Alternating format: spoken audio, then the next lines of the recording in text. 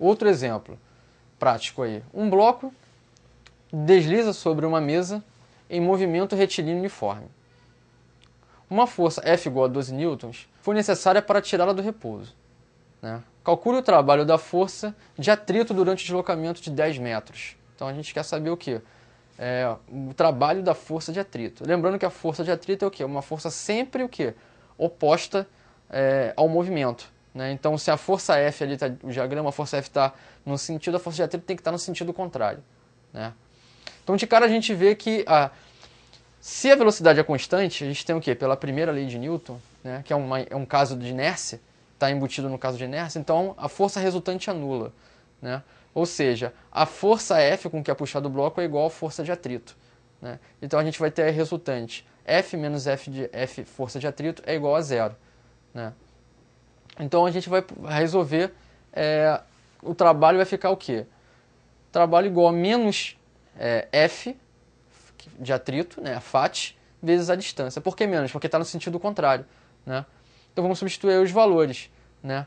Que é de 12 newtons para F, mas como F igual a FAT, FAT vai ser menos 12. Então vai ser menos 12 vezes 10, que é o deslocamento, que vai dar menos 120 joules.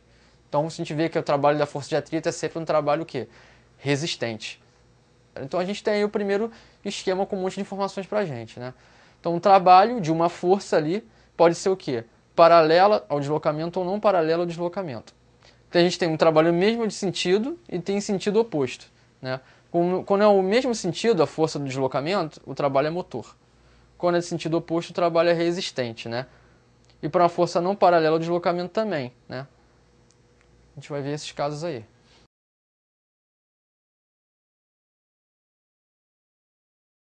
Então aí agora é um trabalho o quê? Trabalho de uma força constante, porém não paralela, né?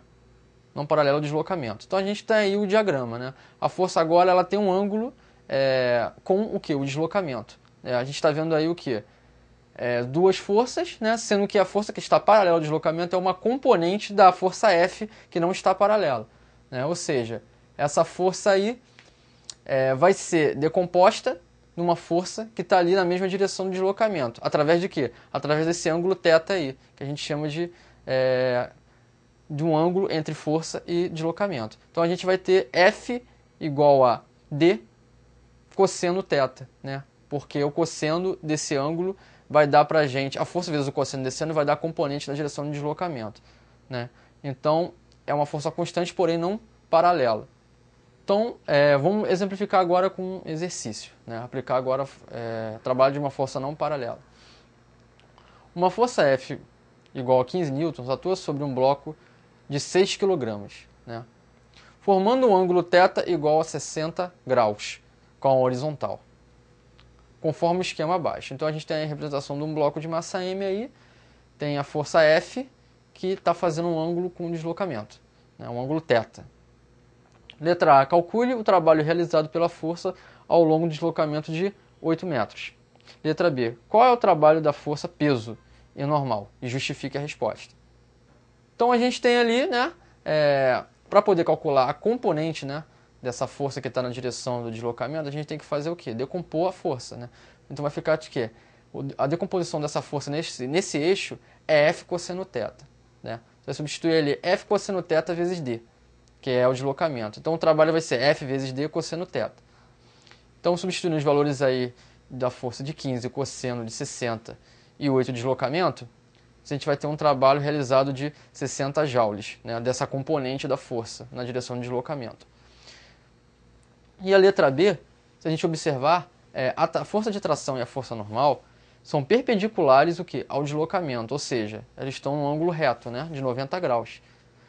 E forças perpendiculares ao deslocamento não realizam trabalho. Então o trabalho realizado por essas duas forças é nulo, é zero.